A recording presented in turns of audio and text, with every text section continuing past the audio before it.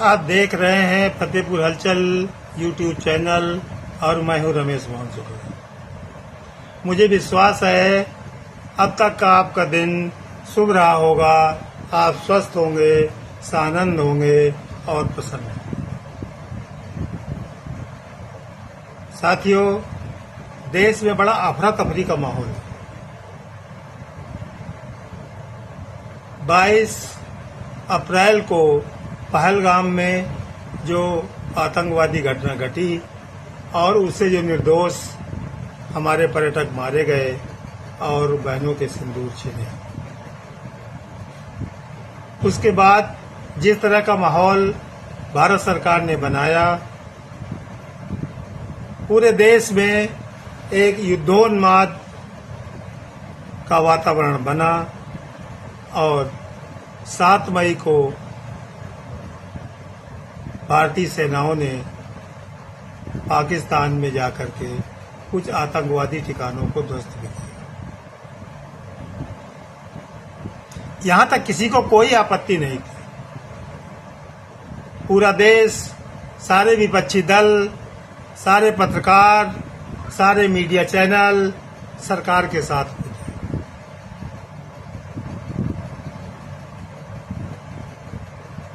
लेकिन उसके बाद अचानक 10 तारीख को जिस तरीके से सीज फायर की घोषणा अमेरिकी राष्ट्रपति ट्रंप द्वारा की जाती है, उसके बाद से विवाद छिड़ गया। राजनीतिक दलों में पक्ष और विपक्ष में सरकार से प्रश्न पूछे जाने लगे। सरकार ने 2 दिन बाद फिर से कहा कि ऑपरेशन सिंदूर अभी खत्म नहीं हुआ है, जारी है। इस बीच विदेश मंत्री जयशंकर जी का एक बयान आता है जिसमें उन्होंने कहा कि मैंने घटना के पूर्व ही पाकिस्तान को यह अवगत करा दिया था कि हम उनके आतंकवादी ठिकानों पर आक्रमण करेंगे, उनकी सेना या पब्लिक को टच नहीं करेंगे। बड़ा विरोधाभास है।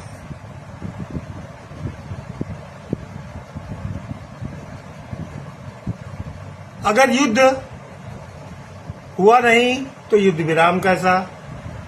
अगर हमने दुश्मन देश की मिलिट्री और पब्लिक को टारगेट नहीं किया तो फिर सीज फायर कैसा? और क्या कभी ऐसा भी होता है कि हम जिसके ऊपर आक्रमण करने वाले हों?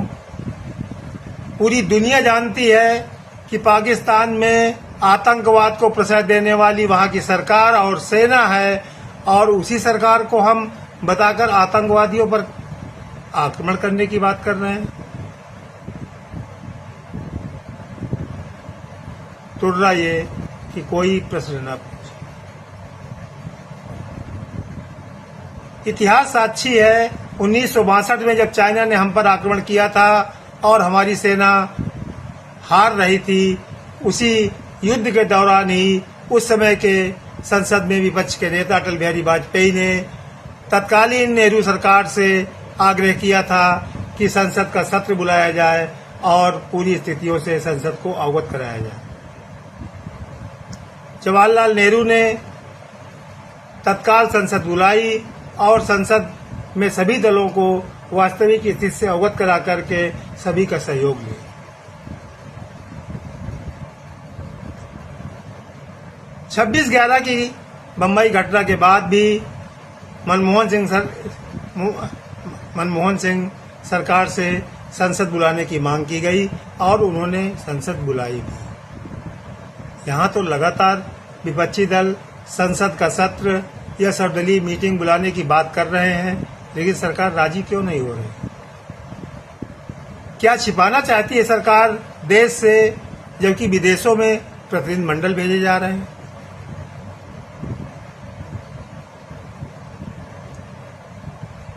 हम विदेशों में पाकिस्तान को एक्सपोज करने की बात कर रहे हैं।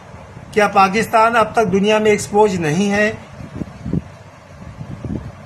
विश्व का एक एक देश ये जानता है कि पाकिस्तान को आश्रय देता है, आतंकवादियों को प्रश्रय देता है और उनको पालता है। 9/11 पेंटागन में अमेरिका में हुई घटना का दोषी लादेन भी अमेरिका में ही, पाकिस्तान में ही अमेरिका ने उसको मारा था, पकड़ा था और समुद्र में डुबोया। कौन नहीं जानता कि पाकिस्तान आतंकवादियों का शरणदाता है? फिर हम प्रतिनिधिमंडल भेजकर क्या बताना चाहते हैं? जबकि देश में जब चारों तरफ से सवाल हो रहे हैं, विपक्ष सवाल पूछ रहा है, तो उसके लिए संसद का एक अधिवेशन क्यों नहीं बुलाया जा रहा? ये कैसा लोकतंत्र है? ये कैसी लोकशाही है जहां हम घर में कुछ नहीं बताएंगे और बाहर वालों को बताने के लिए हम प्रतिनिधिमंडल भेजेंगे?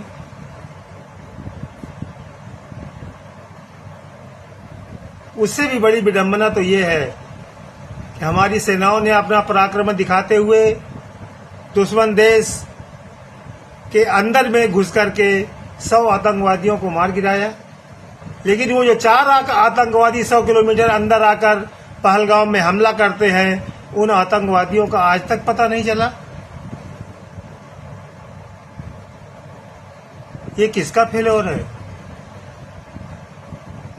हमारी इंटेलिजेंसिया का फेल्योर है, हमारे सूचना तंत्र का फेल्योर है। ये तो हमको बताना ही पड़ेगा, सरकार को ये सब बताना ही पड़ेगा, बताना ही चाहिए। लेकिन पता नहीं क्यों हम बता नहीं रहे। और उससे भी हास्यास्पद बात, अभी जब ऑपरेशन सिंदूर जारी है, उसके बीच में प्रधानमंत्री जी राजस्थान के बॉर्डर की सीमा में जाकर के ललकारते हैं कि मेरी रगों में खून नहीं सिंदूर दौड़ रहा है। अरे ये कैसी आपकी उद्घोषणा है साहब? सिंदूर में पारा होता है, पारा विश्व की सबसे वजनी धातु है और पारा कभी दौड़ता नहीं है, पारा स्थिर होता है। सिंदूर में पारा इसीलिए मिलाया जाता है कि वो स्थिर होकर सिंदूर में यथास्थिति बना रहे। पता नहीं कैसे कैसे इस स्क्रिप्ट लिखने वाले लोग हैं हमारे प्रधानमंत्री जी के, कैसी स्क्रिप्ट लिखते हैं, कैसा वो भाषण देते हैं और हम तिरंगा यात्रा भी निकाल रहे हैं। देश क्या माने कि भारतीय सेनाओं के पराक्रम को आप चुनावी रैलियों में तौलेंगे? भारतीय सेनाओं के पराक्रम को आप चुनावी रैलियों में वोटों का सौदा करेंगे? ये देश जानना चाहता है। मध्य प्रदेश का आपका एक मंत्री इस देश की बेटी कर्नल सोफिया के आतंकवादी की बहन बताता है। हाई कोर्ट और सुप्रीम कोर्ट की कठोर टिप्पणियों के बाद भी भाजपा इतनी बेशर्म हो गई है कि अपने एक मंत्री का इस्तीफा तक नहीं ले सकती। ये कैसा राष्ट्रवाद है? राष्ट्रवाद पर यह कैसा दोहरा चरित्र है भाजपा का? हम असहज हैं। इस देश का बच्चा बच्चा अपनी सेनाओं के साथ में है। आज से नहीं,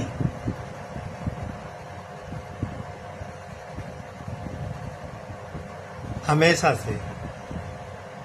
यहां तो आम गांव का आम आदमी भी जब एक दूसरे से अभिवादन करता है तो जय हिंद बोलता है, जय हिंद की सेना बोलता है।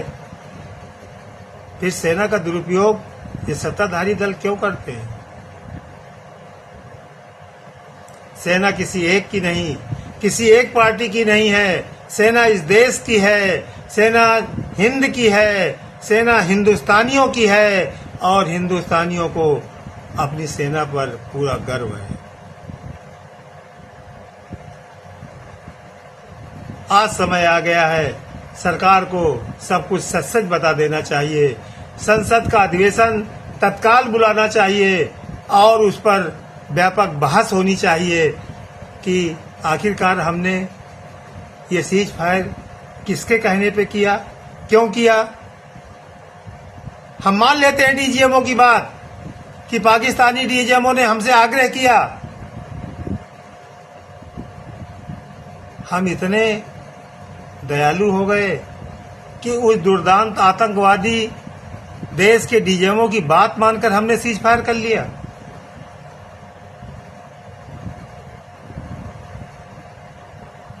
ये बहुत सारे प्रश्न हैं और इन सारे प्रश्नों का जवाब केवल और केवल भारत की सरकार को देना है।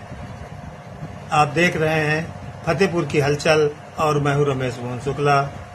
धन्यवाद। जय हिंद, जय भारत।